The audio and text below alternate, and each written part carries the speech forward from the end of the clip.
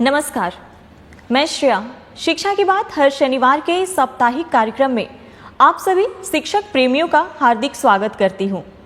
हर शनिवार की तरह एक बार फिर आप सभी शिक्षकों के द्वारा पूछे गए सवालों के साथ हमारे बीच मौजूद हैं शिक्षा विभाग के अपर मुख्य सचिव doctor S Siddharth sir. Sir, बहुत बहुत स्वागत है आपका। सर, आज का जो सबसे पहला सवाल है जिला पुरुषों के ट्रांसफर से संबंधित है।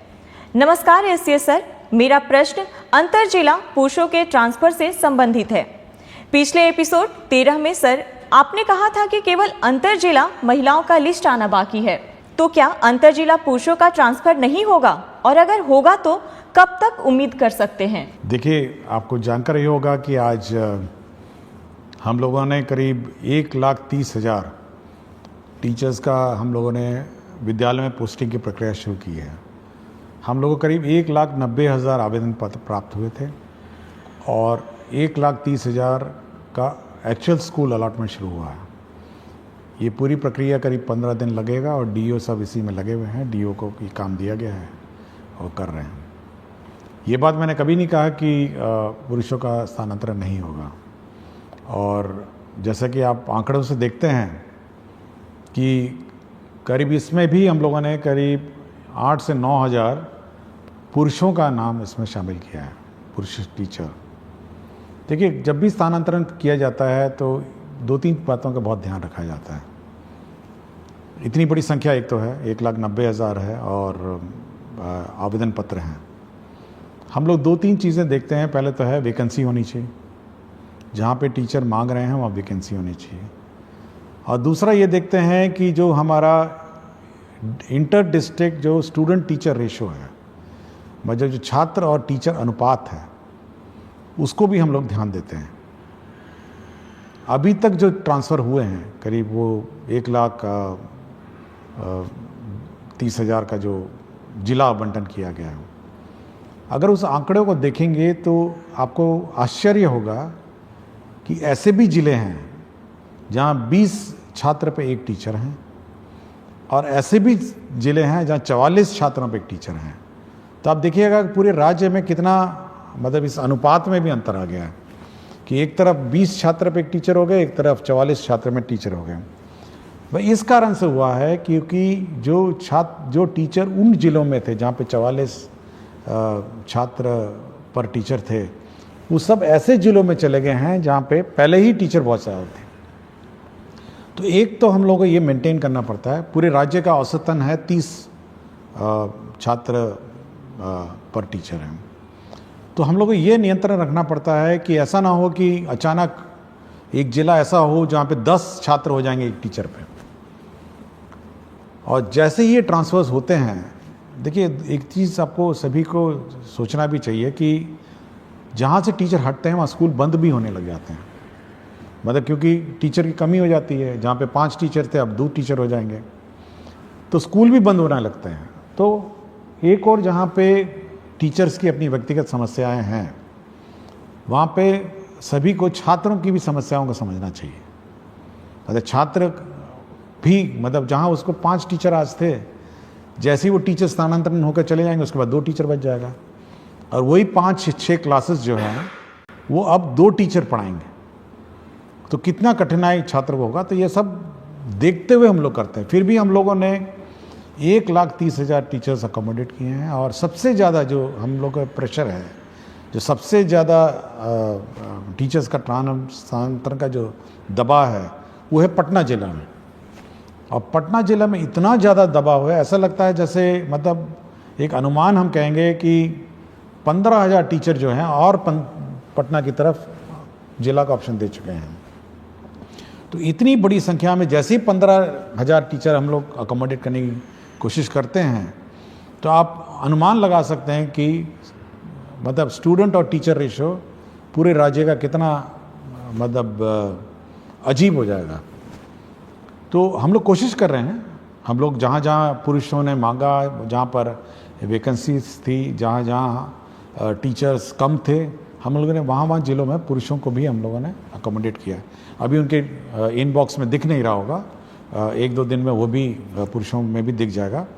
तो धीरे धीरे जैसे जैसे वैकेंसीज आती जाएंगी या हम लोग को दिखने लग जाएंगी, हम लोग करेंगे। तो मैंने कभी ये नहीं कहा कि पुरुषों का नहीं करेंगे, हम केवल यही एक कंस्ट्रेंट है कि हम लोग शिक्षक छात्र अनुपात देखते हैं और वैकेंसी देखते हैं, और जैसे जैसे होगा होगा। लेकिन टीचर्स को भी समझना चाहिए कि छात्रों पर क्या गुजरती है और कितना कष्ट हमारे छात्रों पर होता है। सर, अगला सवाल है, आदरणीय अपर मुख्य सचिव, शिक्षा विभाग पटना बिहार, ज्ञातव्य है कि आपके द्वारा गठित समिति के निर्देशानुसार पिछले अप्रैल माह में लगभग 17,000 के आसपास शिक्षकों के स्थानांतरण हेतु जिला आवंटित कर दिया गया है, परंतु विद्यालय आवंटन की प्रक्रिया अभी भी अपूर्णता की ओर है। महोदय, अनेकानेक शिक्षक व शिक्षिका के पुत्र व पुत्री का नामांकन नए सत्र में नए विद्यालय में होने हैं। विद्यालय आवंटन की प्रतीक्षा में टकटकी लगाए बैठे अनेक शिक्षक व शिक्षिका अपने पुत्र पुत्री और प्रतिपाल्य का नामांकन नहीं करा पा रहे हैं। महोदय से विनम्रता पूर्वक अनुरोध है कि जिन शिक्षक व शिक्षिका का जिला आवंटन हो चुका है उन्हें यथाशीघ्र विद्यालय आवंटित कराने की महती कृपा करें। आपका ही अपना सेवक। देखिए, ये ज़रूर है कि थोड़ा विलम्ब हुआ है सभी को अपना विद्यालय अलॉटमेंट का, लेकिन मैं चाहूँगा कि सभी शिक्षकों को इसकी प्रक्रिया की भी थोड़ी जानकारी देना चाहता हूँ कि किस प्रकार कितना कठिन होता है ये स्कूल आवंटन की प्रक्रिया। देखिए, अगर कोई नया टीचर आता है, जैसे TRE 3 आपने देखा होगा, हम लोगों ने प्रखंड मांगा और सबको अलॉट कर दिया। ये बहुत सिंपल प्रक्रिया है कि नया टीचर आया और उसको स्कूल में। लेकिन यदि कोई TRE 1 और TRE 2 जिसको पूर्व में पहले ही स्कूल आवंटित है और वो ऑलरेडी पदस्थापित है, स्कूल में संचालित है, उसका ट्रांसफ़र सबसे डिफिकल्ट काम है, क्योंकि उसको उस स्कूल से हटाना है, दूसरे स्कूल में ले जाना है, और 38 जिलों से टीचरों को चलना है, मतलब शिफ्ट होना है, और 38 जिलों में पोस्टिंग करना है। मतलब आप अगर उस शीट को देखेंगे, जब शीट देखते हैं तो बिल्कुल भयावह दिखता है कि 1,90,000 टीचर जो पूर्व में किसी व्यवस्था से पोस्टेड थे और अपने अपने ज़िलों में पोस्टेड थे, कोई भी ऑर्डर से, जिस भी ऑर्डर से हो, रैंडम कर दिया गया हो या अन्य है, उस पूरी व्यवस्था को जब हम लोग फिर एक बार रिकैलकुलेट करते हैं और ऑप्शन के हिसाब से 1,90,000 अभ्यावेदन में से हम लोग करीब 1,30,000 हम लोग निकाल पाए हैं। 1,30,000 का मतलब ये है कि 1,30,000 टीचर इधर से उधर जा रहे हैं, मतलब स्कूल से दूसरे स्कूल जा रहे हैं, ये टीचर उधर से उधर जा रहा है। तो इतनी कॉम्प्लिकेटेड जो प्रक्रिया है, और उसमें ये भी देखना है कि जो टीचर जब जा रहा है तो उसका रिप्लेसमेंट दूसरा टीचर कर रहा है नहीं कर रहा है। पता चला मैथ्स का टीचर चला गया एक स्कूल छोड़ के, दूसरा मैथ्स का टीचर पहुंचा नहीं, या फिर प्राइमरी में 5 टीचर में थे, 3 टीचर चले गए, पता चला 3 टीचर रिप्लेस नहीं हुए। तो एक किसी स्थापित व्यवस्था जिसमें पहले से ही किसी व्यवस्था में पोस्टिंग TRE 1 TRE 2 हो गया हो या अन्य जो पोस्टिंग हो गया हो, उस पूरे पोस्टिंग व्यवस्था को फिर से अभ्यावेदन के हिसाब से मतलब उनके प्लेस ऑफ पोस्टिंग को परिवर्तित करने में बहुत मेहनत लगता है, और ये केवल एक सॉफ्टवेयर के माध्यम से ही हो सकता है कि लोग अपना करेंगे। और हम लोगों ने काम शुरू कर दिया है, जैसे कि मैंने पहले प्रश्न में बताया, और सभी को 23 से 30 तक नए स्कूल में ज्वाइन करना होगा, और 20 तारीख को सभी के ई-शिक्षा कोश के जो ऐप है, जो उनका वेबसाइट है, उसमें आपको ट्रांसफ़र ऑर्डर मिल जाएगा, और इसी हिसाब से वो अपना प्लानिंग कर सकते हैं। लेकिन टीचर्स को ये समझना चाहिए कि एक स्थापित पोस्टेड व्यवस्था जहाँ पे पहले ही पोस्टिंग हो गई हो, और जहाँ पर मेरे ख्याल से बहुत सारे टीचर ऐसे भी थे जो सोचे भी नहीं होंगे कि 3 साल पहले इनका ट्रांसफ़र हो सकेगा, और ये उम्मीद नहीं होगी, लेकिन हम लोगों ने उन संवेदनशील होकर उनसे आवेदन पत्र लिए, उनके कष्ट समझे, और हम लोगों ने कहा कि नहीं, हम लोग जहाँ तक संभव हो करेंगे, और हम लोगों ने 1,30,000 टीचर्स का सिलेक्शन किया और पोस्टिंग कर रहे हैं, और जो बच गए हैं वह भी निराश नहीं हो। हम लोग बाद में अब फिर रिकैलकुलेट करेंगे, जब सब टीचर्स पोस्टेड हो जाएंगे एक बार रिकैलकुलेट करेंगे और फिर इसका फिर वो पोस्टिंग का फिर हम लोग प्रक्रिया आरंभ करेंगे। और मैंने ये भी कहा है कि जो छूट गए हैं किसी कारण से, पूर्व के TRE 1 TRE 2 और सक्षमता हो, वो अपना एप्लीकेशन विड्रॉ भी कर सकते हैं और रीअप्लाई कर सकते हैं, ये मैंने कहा है। तो हम लोग बहुत ही संवेदनशील रहते हैं टीचर के उद्देश्य से, बट यह भी एक बैलेंस बनाना पड़ता है। एक और टीचर के कष्ट का को ध्यान रखना पड़ता है और दूसरी ओर बच्चे का भविष्य का भी ध्यान रखना है। वो ज़्यादा इम्पोर्टेंट है मेरे लिए। बच्चे का 2 करोड़ बच्चे को टीचर मिले, उनको पढ़ाने वाला टीचर मिले, वो हमेशा वो चिंता में रहती है। टीचर का ट्रांसफ़र बड़ा आसान काम है, लेकिन बच्चे को एक शिक्षक देना ये बड़ा डिफ़िकल्ट काम है। तो ये बैलेंस बनाकर हम लोग चलते हैं, इसलिए टीचरों को निराश नहीं होना चाहिए। सरकार संवेदनशील है और मैं चाहूँगा कि वो लोग सभी टीचर्स नए पदस्थापन स्थान पे जब जाएंगे तो नए बच्चों को पढ़ाएंगे और उनका भविष्य देखेंगे। सर, एक अनिल कुमार सिंह, प्रभारी प्रधानाध्यापक, आदर्श बालिका +2 उच्च माध्यमिक विद्यालय रामगढ़ से हैं। कहते हैं, एसीए सर को सादर प्रणाम। आपका व्यक्तित्व संवेदनशीलता और शिक्षा में सुधार के प्रति आग्रह प्रेरित एवं प्रभावित करता है। सर, मेरे 2 सवालों में प्रथम सवाल है कि क्या विद्यार्थियों को डीबीटी के माध्यम से राशि उपलब्ध कराकर बाजार से किताबों की खरीद की व्यवस्था की जा सकती है? सर, मेरे विद्यालय को पीएम श्री विद्यालय बना दिया गया है। दूसरा प्रश्न इसी से संबंधित है कि विभाग पीएम श्री विद्यालयों की व्यवस्था के संदर्भ में विभाग क्या सोच रखती है? देखिए, पहले किताबें छपती थी और विलम्ब होता था, और ऐसा भी हुआ कि सत्र शुरू हो गया, नवंबर में जाके किताबें में मिली हैं कुछ सालों में। लेकिन फिर सरकार ने सोचा कि चलिए डीबीटी कर देते हैं। देखिए, डीबीटी में एक बहुत बड़ी समस्या है। एक तो किताबें मिलना बाज़ार में, और समय पे इतनी सारी किताबें मिलना, मतलब आप समझ सकते हैं 2 करोड़ बच्चे हैं और बच्चों को किताब नहीं मिली, बाज़ार में भी किताब उपलब्ध नहीं हुई, पब्लिशर्स ने प्रिंट नहीं किया और बड़ी ख़राब किस्म की क्वालिटी की किताब मिली। ऐसे भी हुआ कि बच्चे पुरानी किताबें इधर उधर से बोरो करके लिए। लेकिन अब ये व्यवस्था है कि किताबों की छपना की प्रक्रिया जो है वो परिवर्तित हो गई है। आप देखेंगे, हम लोगों ने अब कल ही मेरी समीक्षा हुई और हम लोगों ने 1 अप्रैल 2025 में जो किताबें दी जानी है उसकी छपाई पर निर्णय अब कल ही हम लोगों ने ले लिया कि कल हम लोगों ने कहा कि नहीं, एक प्रक्रिया आरंभ की जाए और वो 1 अप्रैल 2026 में बंटनी है। तो आप सोच सकते हैं कि कितना लंबा प्लानिंग इसका होता है, ताकि हम लोग का ये है उद्देश्य है कि सत्र शुरू होने से पहले, मतलब 1 अप्रैल जो स्कूल क्लास शुरू होगी उससे पहले कम से कम 1 महीने पहले किताबें पहुंच जाएं। और इस बार चुनाव भी है बीच में, तो इसलिए हम लोगों ने जल्दी शुरू किया है कि किसी प्रकार का व्यवधान ना हो, समय पे किताबें छप जाएं, ताकि 1 अप्रैल 2026 में ये किताबें, नई किताबें मिल जाएं। और साथ ही साथ जो किताबों में परिवर्तन भी करना है, रिवीजन हर साल होता है, तो इस साल किताबों का रिवीजन भी शुरू हो गया है और करीब हम लोग को लगता है कि सितंबर 1 से किताबें एक्चुअली प्रिंटिंग शुरू हो जाएगी और किताबें पहुंचने लग जाएंगी स्कूल में करीब जनवरी, फरवरी, मार्च में। तो समय पे आपको किताब मिल जाएंगी। इसलिए डीबीटी पर ज़्यादा हम लोग जोर नहीं देते हैं कि समय पे किताब जब मिल ही रही है तो मेरे ख्याल से शिक्षकों, विद्यार्थियों को कठिनाई नहीं होगी। दूसरा, उन्होंने कहा पीएम श्री। ये पीएम श्री जो विद्यालय हैं, ये भारत सरकार की सेंट्रली स्पॉन्सर्ड स्कीम है और इसके अंतर्गत जो स्कूल हैं उसको एक आदर्श स्कूल बनाना है। उसके बिल्डिंग कंप्लीट होने हैं, साथ ही इंफ्रास्ट्रक्चर का कंप्लीट होना है, इसके लेबॉर्ट्रीज कंप्लीट होने हैं, साथ ही साथ उसके म्यूज़िक, स्पोर्ट्स, सारे मतलब सभी उसके आयाम उसका कंप्लीट करने हैं।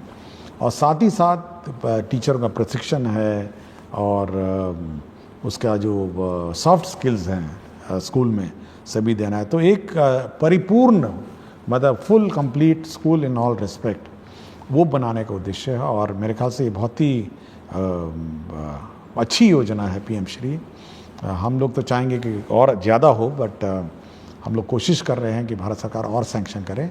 लेकिन इस साल काफ़ी संख्या में पीएम श्री स्कूल सैंक्शन हुए हैं और इसका इम्प्लीमेंटेशन उन्होंने शुरू कर दिया। अगला सवाल डॉक्टर संतोष कुमार राणा एवं समस्त विख्यातागण डायट रामबाग मुजफ्फरपुर से। कहते हैं, महोदय सादर नमस्कार। हम डायट रामबाग मुजफ्फरपुर के विख्यातागण यह जानना चाहते हैं कि जब हमने सेवा पुष्टि हेतु सभी आवश्यक दस्तावेज समय पर जमा कर दिए हैं, विभागीय प्रक्रियाओं का पूर्ण पालन किया है तथा निरंतर निष्ठा व कर्तव्य परायणता के साथ शैक्षिक कार्यों का निर्वहन करते आ रहे हैं, तो क्या विभाग अब हमारी सेवा पुष्टि की प्रक्रिया जो विगत 5 वर्षों से लंबित है को शीघ्रता से पूर्ण करने हेतु आवश्यक और प्रभावी कार्रवाई करेगा? आपकी सकारात्मक एवं शीघ्र पहल की हम अपेक्षा करते हैं। देखिए, ये बड़ा दुखद बात है कि 5 साल हो गए हैं और सेवा संपुष्ट नहीं हुई है। तो जिसने भी विलंब किया उस पर तो कार्रवाई होगी और मैं चाहूँगा कि अगला 1 सप्ताह में इनका समाधान हो जाए। और हम लोग का हमेशा ये रहा है कि जो सेवा पुष्ट है, सेवा संपुष्टि है, अगर कागजात सभी पूरे हो गए होंगे तो संपुष्टि समय पे हो, ऐसे विलम्ब नहीं हो। और विलम्ब होगा तो संबंधित पदाधिकारी या कर्मचारी जो भी होगा उस पर कार्रवाई होगी। तो कार्रवाई तो होगी, लेकिन काम भी हो जाना चाहिए और 1 सप्ताह में इसको हम लोग करवा देंगे। अगला सवाल अनिल कुमार पांडे, माध्यमिक शिक्षक, उत्क्रमित माध्यमिक विद्यालय धुरलक समस्तीपुर से। माध्यमिक स्तर के गणित विषय को सुलभ व सरल बनाने की भविष्य में विभाग की कोई योजना है? जैसे गणित विषय के शिक्षकों का विशेष प्रशिक्षण, अभ्यास पुस्तिका का विभाग द्वारा बच्चों के लिए उपलब्धता, आधुनिक तकनीक के उपयोग की संभाव्यता या अन्य? देखिए, मैथ्स बहुत इम्पॉर्टेंट सब्जेक्ट है और मैं पिछले बहुत सारे एपिसोड में मैंने कहा है। हम लोगों ने पिछले बार 100 दिन वाला कैंपेन भी चलाया था कि 100 दिन केवल मैथ्स और रीडिंग की क्लासेस, पहले क्लास और दूसरी रहेगी। हम लोगों ने FLN भी हम लोगों ने डेवलपमेंट प्रोसेस किया, बहुत सारे FLN किट्स भी डेवलप हुए। और हम लोगों का है कि मैथ्स जैसे सब्जेक्ट है, बहुतों को कठिन भी लगता होगा, लेकिन FLN किट के माध्यम से उसको सरल बनाया जा सकता है और लर्निंग भी ईजी बनाई जा सकती है। और मैं पिछली बार जब ACRT में एग्जीबिशन में गया था तो बहुत अच्छे इनोवेटिव FLN किट्स भी थे जो मैथ्स से संबंधित थे, केवल मैथ्स से संबंधित थे। और मैं चाहूँगा ACRT इसको प्रचार प्रसार करे और टीचर्स का ट्रेनिंग दे, और टीचर्स के ट्रेनिंग में कम से कम ये FLN किट्स कैसे मैथ्स पढ़ाए जाएं इस पर विशेष ध्यान दें। और साथ ही साथ SCRT में भी हम लोग इस बार जो टीचर्स ट्रेनिंग का जिस साल का सत्र है उसमें FLN और मैथ्स और रीडिंग एबिलिटीज़ बच्चों में कैसे डेवलप की जाए इस पर ट्रेनिंग पे हम लोग जोर देंगे। सर, अगला सवाल भूपेंद्र कुमार त्रिपाठी, मध्य विद्यालय कर्मा, गुरारू गया, BPSC TRE 2 द्वारा चयनित गणित विज्ञान का शिक्षक है। महोदय, आपका ये हर शनिवार का संवाद करना काफ़ी सराहनीय है और हमें आपसे जुड़ने और आपको सुनने का मौका मिलता है, जिससे पूरा शिक्षक समाज काफ़ी लाभान्वित होता है। महोदय, बिहार में ट्यूशन की वैल्यू इतनी ज़्यादा है कि बच्चे स्कूल ना आकर वहाँ जाते हैं, और सबसे बड़ी विडंबना यह है कि सरकार को मालूम है कि काफ़ी सारे ट्यूशन टीचर स्कूल के समय में ही क्लासेस चलाते हैं। इस वजह से काफ़ी बच्चे स्कूल नहीं आते। इस पर सरकार कोई कार्यवाही क्यों नहीं कर रही है? मैं पिछले साल से अब तक कई बार गांव में जाकर और पेरेंट्स टीचर मीटिंग करके लोगों को समझा चुका हूं, परंतु अभी भी बहुत सारे बच्चे रेगुलर स्कूल नहीं आते हैं। इसके लिए सरकार क्या कदम उठाएगी? देखिए, पिछले एपिसोड में मैंने कहा था कि जो ट्यूशन है, स्कूल अवधि में कोई भी सरकारी स्कूल में नामांकित छात्र ट्यूशन में नहीं जाए, और सरकारी शिक्षक उस अवधि में ट्यूशन में क्लासेस नहीं ले सकते हैं। यह पूर्ण रूप से प्रतिबंधित है। और यह भी प्रतिबंधित है कि कोई भी सरकारी शिक्षक ट्यूशन नहीं पढ़ा सकते हैं, ये बिल्कुल प्रतिबंधित है। और यदि कोई शिक्षक जानबूझ के और इस मतलब जबरदस्ती या जानबूझ के इस रूल का उल्लंघन करता है कि मतलब वो सरकारी शिक्षक जो है वो किसी ट्यूशन क्लास मतलब ट्यूशन कोचिंग सेंटर में पढ़ाएगा, तब तो उस पर कार्रवाई हो जाएगी। उसका काम ये है कि जो हमारे स्टूडेंट हैं, सरकारी स्कूल में स्टूडेंट हैं, उनको पढ़ाए। यह बिल्कुल अलाउड नहीं है कि कोई भी सरकारी टीचर किसी कोचिंग सेंटर में पढ़ाएंगे। ये मैं बिल्कुल स्पष्ट कर दिया हूँ और इस संबंध में हम लोग स्पष्ट निर्देश भी देंगे। और कोई कंप्लेंट आएगा तो उस पर तो कार्रवाई हो जाएगी, क्योंकि यह हम लोग नहीं चाहते हैं कि एक कोई स्टूडेंट मतलब यह देखे कि अपना टीचर ही जब चला गया ट्यूशन पढ़ाने तो वो भी चला जाएगा, नहीं, स्वाभाविक है। तो यह पब्लिक को भी अलर्ट होना है और बाकी टीचर्स को भी अलर्ट होना है कि किसी भी परिस्थिति में सरकारी शिक्षक ट्यूशन नहीं पढ़ाएंगे और सरकारी स्कूल में जो नामांकित छात्र हैं वह ट्यूशन सेंटर में नहीं जाएंगे ट्यूशन अवधि में, मतलब सॉरी, जो स्कूल अवधि में। स्कूल का अवधि के बाद वो अपना ट्यूशन जहाँ लेना लें और प्राइवेट टीचर अपना जो पढ़ाना पढ़ाएं, वो हमको कोई आपत्ति नहीं। लेकिन ये बिल्कुल बहुत ही स्पष्ट है। और हम लोग biometric attendance, photo based attendance शुरू करने वाले हैं स्टूडेंट्स का भी। तो जल्दी जैसे लौटेंगे अपने समर वेकेशन से, तो स्टूडेंट्स का बायोमेट्रिक अटेंडेंस भी हम लोग कंपलसरी कर देंगे। तो यह हम लोग यह टॉलरेट नहीं करेंगे कि स्टूडेंट्स क्लास मिस करें, क्लास से गायब रहें, अन्यथा कहीं घूम रहे होंगे। ये बायोमेट्रिक अटेंडेंस स्टूडेंट्स का भी हम लोग समर वेकेशन के बाद शुरू कर देंगे। सर, अगला सवाल है। नमस्कार एससीएस सर, मैं राशिद आलम यूएमएस भीमाइन खैरा जमुई में उर्दू टीचर के रूप में कार्यरत हूँ। सर, मेरे स्कूल में उर्दू के स्टूडेंट हैं, उर्दू में पढ़ाई भी होती है, लेकिन एग्ज़ाम के क्वेश्चन पेपर उर्दू सब्जेक्ट का नहीं आता है। मजबूरन संस्कृत सब्जेक्ट का एग्ज़ाम लेना पड़ता है। कृपया इसका सॉल्यूशन कीजिए। नहीं, ये बिल्कुल गलत है और मैं ये चेक करूँगा कि उर्दू का पेपर क्यों नहीं गया। उर्दू का अगर पढ़ाया जाता है तो उर्दू का पेपर जाना चाहिए, संस्कृत का पढ़ाया जाता है तो संस्कृत जाना चाहिए। ये बिल्कुल गलत है कि उर्दू पढ़ के संस्कृत लिखेगा या संस्कृत पढ़ के उर्दू है, नहीं, ये गलत, बिल्कुल गलत। और जहाँ पर भी लापरवाही हुई है मैं इसको चेक करूँ। सर, अगला सवाल नरेश कुमार निराला जिलाधिकारी से पुरस्कृत विशिष्ट शिक्षक आदर्श प्राथमिक विद्यालय केवला से। कहते हैं, जी नमस्कार सर, शिक्षा की बात। शनिवार मेरा प्रश्न है कि वर्ष 2007 में हजारों नवसृजित प्राथमिक विद्यालय खोला गया और सैकड़ों प्राथमिक को उत्क्रमित कर मध्य विद्यालय बनाया गया, जो काफ़ी सराहनीय कार्य रहा। अभी भी बहुत से ऐसे पंचायत है जहां नवसृजित प्राथमिक विद्यालय खोलने की अति आवश्यकता है और ऐसे कुछ प्राथमिक विद्यालय भी हैं जिसे उत्क्रमित कर मध्य विद्यालय बनाने की जरूरत है। कई ऐसे उच्च माध्यमिक विद्यालय 7 वर्ष पूर्व बनकर तैयार है, लेकिन अभी भी उस भवन में कक्षाएं संचालित नहीं हो रही है। जैसे सुपौल जिला के छातापुर प्रखंड के उत्क्रमित उच्च माध्यमिक +2 विद्यालय भीमपुर का 3 मंजिला भवन, जो लगभग 7 वर्ष पूर्व बनकर तैयार है, लेकिन आज भी उसमें पढ़ाई नहीं हो रही है। सरकार और विभाग नए प्राइमरी स्कूल खोलने और कुछ प्राइमरी स्कूल को मध्य विद्यालय में उत्क्रमित करने और भवन बने उच्च माध्यमिक विद्यालय में कक्षा संचालित करने पर क्या विचार रखती है?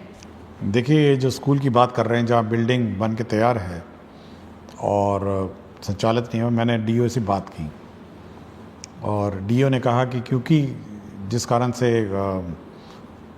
जब हेडमास्टर को आदेश दिया गया था उसने वहाँ अपना स्कूल शिफ्ट नहीं किया, जिसके कारण से डीओ पे जो हेडमास्टर है उस पर कार्रवाई भी हुई।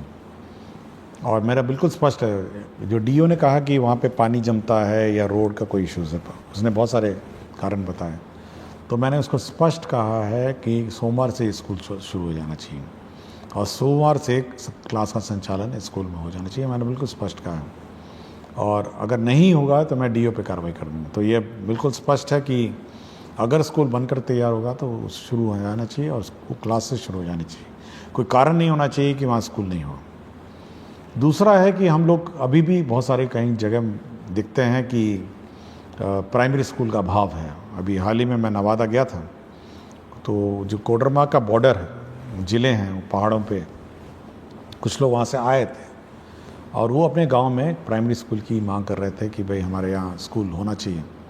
तो ऐसे सब क्षेत्र जहाँ पे प्राइमरी स्कूल पहाड़ी इलाके हैं और जहाँ पे 1 किलोमीटर से कम दूरी वाले क्षेत्र हैं, तो हम लोग उस जितने भी ऐसे रिमोट लोकेशंस हैं और जहाँ पर प्राइमरी स्कूल नहीं है, तो जो सरकारी नॉर्म है, हम लोग का सरकारी नॉर्म है और हम लोग का सरकार का लक्ष्य है कि प्राइमरी स्कूल्स हों, और जहाँ पर भी बच्चे ज़्यादा हैं या हर पंचायत में हम लोगों ने ऑलरेडी हाई स्कूल में उत्क्रमित कर दिया है, और कोशिश करेंगे कि प्राइमरी स्कूल को भी हम लोग कम से कम मिडिल स्कूल में उत्क्रमित करेंगे। सर अगला सवाल कहते हैं, मेरा नाम संतोष कुमार, ग्राम पोस्ट सरौनी कला, थाना बिहारीगंज, प्रखंड ग्वालापारा, मधेपुरा जिला से हूँ।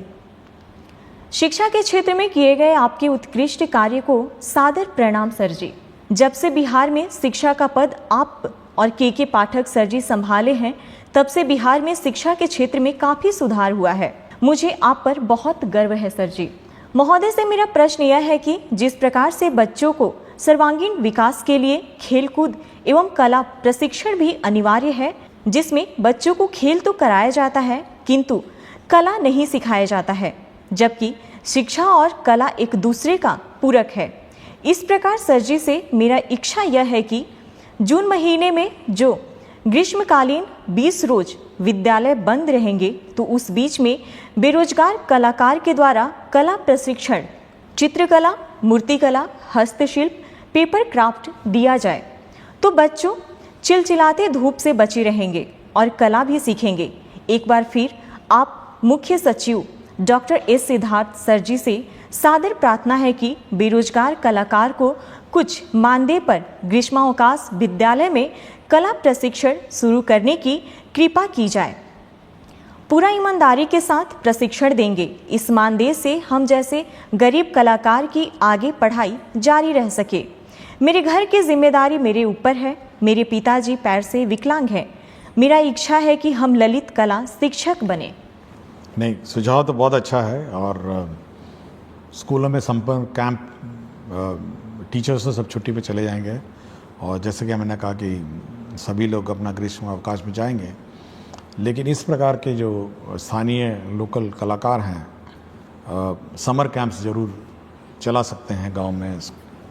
और हम लोग कुछ प्लान आउट करते हैं कि हम लोगों ने कुछ NGOs को भी कहा है समर कैंप्स चलाने को, और एक व्यवस्था विकसित करते हैं कि बाकी गांव में भी कला, म्यूज़िक, डांस और स्पोर्ट्स का समर कैंप्स चले, और आर्ट और क्राफ्ट का भी कुछ कोशिश करते हैं। लेकिन आइडिया अच्छा है और सुझाव अच्छा है, इस पर मैं कुछ वर्कआउट करता हूँ।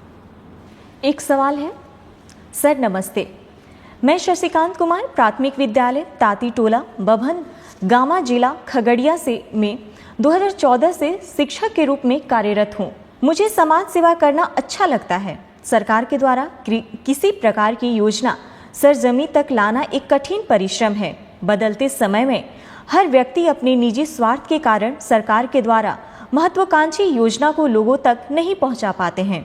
सर, अब मैं राष्ट्रीय शिक्षा नीति 2020 में प्रथम कक्षा से नीचे 2 कक्षा का संचालन करने की चर्चा है, जिसमें आंगनबाड़ी प्रत्येक वार्ड में संचालित किया जाता है, और आंगनबाड़ी में 2 महिला स्टाफ सेविका और सहायिका होते हैं। छोटे बच्चों का प्रथम स्कूल आंगनबाड़ी ही होते हैं, परंतु मध्यम वर्ग के बच्चे प्ले स्कूल जाते हैं। आंगनबाड़ी में 2 महिला स्टाफ, सेविका और सहायिका का कार्य। सेविका प्रधान संचालन करता एवं सहायिका बच्चों को लाना और मध्याह्न भोजन बनाकर खिलाना। सेविका द्वारा 16 से 20 पंजी का संधारण करना होता है। स्टाफ उपस्थिति पंजी, अन्नप्राशन पंजी, गोद भराई पंजी, भंडार पंजी, टीकाकरण पंजी, सामाजिक बैठक पंजी, दूध वितरण पंजी, राशन वितरण पंजी, बालबाड़ी बच्चा उपस्थिति पंजी, विवाह पंजी, विवाह, मृत्यु एवं जन्म पंजी, महिला मंडल बैठक पंजी, सर्वे पंजी, निरीक्षण पंजी, वजन पंजी, मुख्यमंत्री कल्याण कन्या उत्थान योजना पंजी, प्रधानमंत्री मातृ वंदना योजना पंजी, जिसमें सेविका क्या क्या करे। सरकार की शिक्षा और पहल में जन्म के बाद 3 से 6 साल में के बच्चों को बालबाड़ी में शिक्षा दी जाती है, जिसमें शैक्षणिक गतिविधि के लिए स्टाफ की कमी है। सर, मेरा ध्यान शिक्षा सेवा की ओर है। वह अपने टोला से या विद्यालय के पोषक क्षेत्र के टोला से बच्चों को स्कूल तक पहुंचाना और पोषक क्षेत्र में बच्चों को ट्यूशन पढ़ाने का दायित्व है, जिसमें यह मेरा मानना है कि सर की टोला सेवक या शिक्षा सेवक को आंगनबाड़ी में बालवाड़ी के बच्चों को पढ़ाने के लिए एक प्रावधान लाने की आवश्यकता है। क्योंकि सर एक सरकार की योजना को मैं समझना चाहता रहा हूँ कि एक वार्ड में प्रायः एक आंगनबाड़ी होते हैं, प्रत्येक वार्ड में 80 से 100 बच्चे रहते हैं, परंतु आंगनबाड़ी में बालवाड़ी में 40 बच्चों का नामांकन किया जाता है, शेष बच्चे इधर उधर रह जाते हैं, जिस कारण जब वह बच्चा 6 वर्ष का हो जाता है तो उसे पढ़ना और विद्यालय जाना अच्छा नहीं लगता है। सर अंत में मैं यह कहना चाहता हूँ कि वर्तमान समय में सरकारी विद्यालय में शिक्षक की उपस्थिति ठीक ठाक हो गई है और शिक्षक सेवक को बालवाड़ी में बच्चों को पढ़ाने के लिए समय का प्रावधान लाना चाहिए। देखिए, ये ज़रूर जो सुझाव करता है, उन्होंने आंगनबाड़ी में जितने प्रतिवेदन और प्रपत्र भरने पड़ते हैं, मैं भी बड़ा आश्चर्य हुआ कि इतनी रिपोर्ट्स और कागजात किसी आंगनबाड़ी सेविका को भरने पड़ते हैं। मैं भी बहुत आश्चर्य रहा और बहुत अच्छा उन्होंने जानकारी दी। हम लोग का ये जो कार्यक्रम है उसमें ये है कि जितने भी हम लोग आंगनबाड़ी के बच्चे हैं वो तो आंगनबाड़ी में पढ़ते हैं, 40 बच्चे जैसे कहा, और बाकी बच्चों को प्री स्कूल के रूप में जो प्राइमरी स्कूल है उसमें रखने का प्रावधान है। और हम लोग ने शुरू ही किया अभी कि जितने भी नॉन आंगनबाड़ी, जो आंगनबाड़ी में बच्चे नहीं हैं, उनको प्ले स्कूल के रूप में प्राइमरी स्कूल में रखा जाए, और जिसको कहते हैं प्री प्राइमरी, और उसमें रखने के बाद 2 साल रखने के बाद फिर वो बच्चे अपना स्कूल में आ जाएंगे।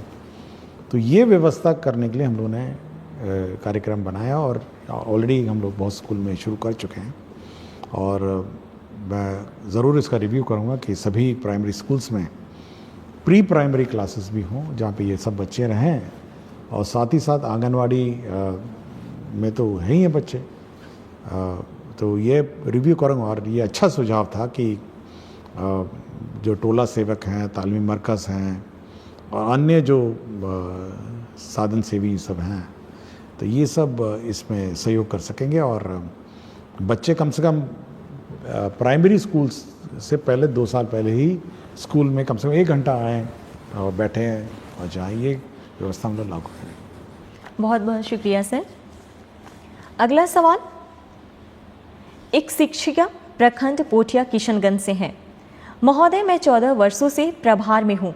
आए दिन बच्चों की उपस्थिति बढ़ाने के लिए नए नवाचार करती रहती हूँ, परंतु सहायक शिक्षकों द्वारा विद्यालय में कभी उपस्थिति को लेकर गंभीरता नहीं दिखाई देती है। क्या बच्चों के उपस्थिति की जिम्मेदार केवल प्रधान शिक्षकों की है? क्या ड्रॉप आउट हुए बच्चों को विद्यालय से जोड़ने में वर्ग शिक्षकों की कोई भूमिका नहीं? देखिए, जैसे कि कहा है कि हम लोगों ने हर क्लास के लिए क्लास टीचर अपॉइंट करने को कहा है, और उस क्लास टीचर की जवाबदेही है कि उसके जो बच्चे हैं वो सभी स्कूल आएँ और मॉनिटर उसको करना है। ये प्रधान अध्यापक का काम नहीं। प्रधान अध्यापक का काम है कि भाई वो इकट्ठा करेंगे आंकड़े, लेकिन हर क्लास का अपना इंडिविजुअल क्लास टीचर है और उसको मॉनिटर करना है कि कौन बच्चा आया, कौन बच्चा नहीं आया, और ये उसका काम है। ये नहीं कह सकता कि भाई प्रधान अध्यापक जाने कि कौन सा बच्चा आ रहा है, जा रहा है। ये हर क्लास टीचर, हर क्लास का टीचर को है। और यह भी हम लोगों ने कहा है कि उसी का काम है मिड डे मील उसको खिलाना, उसी का काम है कि वो मिड डे मील खाया नहीं खाया, अटेंडेंस चेक करना, अटेंडेंस दस्तखत करना, तो सारा काम उसी का है। तो हर क्लास का क्लास टीचर को अपनी जवाबदेही निर्धारित है और उसकी रिस्पॉन्सिबिलिटी। अगला सवाल सर, मैं सुहानी कुमारी वर्ग 7वीं कन्या मध्य विद्यालय अमला टोला में पढ़ती हूँ, लेकिन मुझे अभी तक पुस्तक नहीं मिला है। अब तो कुछ दिनों में गर्मी की छुट्टी होने वाली है। समझ नहीं आ रहा है कि बच्चे बिना पुस्तक के कैसे पढ़ेंगे। सिद्धार्थ सर से मेरी विनती है कि हम बच्चों को जल्द से जल्द पुस्तक प्राप्त करवाएं। देखिए, मुझे जब प्रश्न आया था तो मैंने टेक्स्ट बुक कॉर्पोरेशन में बात की और डीओ पटना से भी बात की, और देखिए समय पे किताब हम लोगों को उपलब्ध कराना था। क्यों नहीं हुआ ये मैं एक बार चेक करूँगा, लेकिन जहाँ तक आवेदिका का है तो ये मंडे को ये किताब इनको मिल जाएगी। लेकिन ये रिव्यू करूँगा कि समर वेकेशन से पहले कम से कम सारे बच्चों को किताब मिल जाए, ताकि समर वेकेशन में जो भी जिसको समय मिले अपना बैठ के अपना पढ़े। और ये घटना होनी नहीं चाहिए थी, बट मंडे को इसको किताब मिल जाएगी। लेकिन कोशिश करेंगे कि अब ये डिले नहीं हो। सर आज का आखिरी सवाल, सर लाइब्रेरियन की वैकेंसी कब तक आएगी? कृपया इस पर संज्ञान लें, आपकी विश्वासी। हम लोग अभी कैलकुलेशन कर रहे हैं इस पर, हम लोग देख रहे हैं कि क्या वैकेंसीज हैं और क्या है। एक बार देख लेंगे, उसके बाद इस पर निर्णय करेंगे। बहुत बहुत धन्यवाद सर। अगले सप्ताह फिर से मुलाकात होगी शिक्षा की बात हर शनिवार के साथ।